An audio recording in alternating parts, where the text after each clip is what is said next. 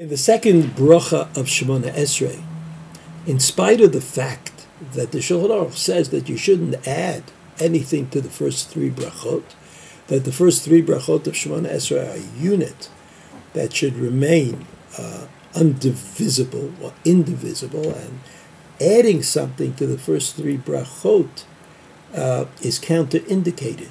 Nevertheless, there are certain times of the year, in fact, for people who live in Chutz La'aretz all year long, where we do add something. On the Aseret Yemei Tshuva, we have those sentences, Zachreinu L'chaim, Melech V'chaim, etc.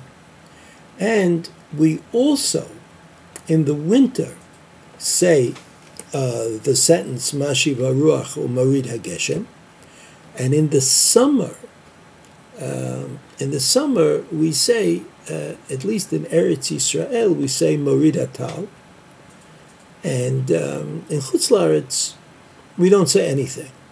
So Mashiv Haruach U'Morid Hageshem is what we're interested in.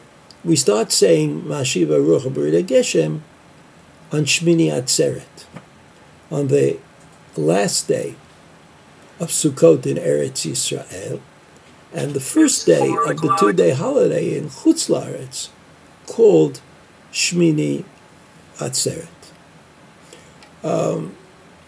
When do we start saying it? I mean, you all know that we start saying Mashiv Haruach U'Morid Hageshem in the Tefillah of Musaf.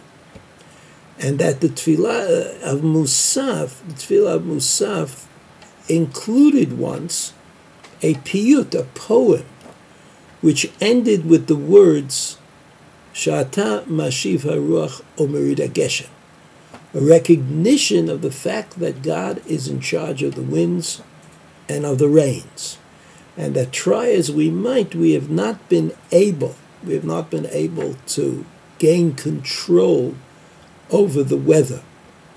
So we say Mashiv Haruach U'Morid Hageshem. Now, as I mentioned, originally, apparently, the announcement that the time had come to say Mashiv Haruach U'Morid Hageshem took place during Shmona Esrai of Musaf. And the announcement, the poem of announcement, ended with the words Mashiv Haruach U'Morid Hageshem, and that's why maybe those words have remained with us to this very day.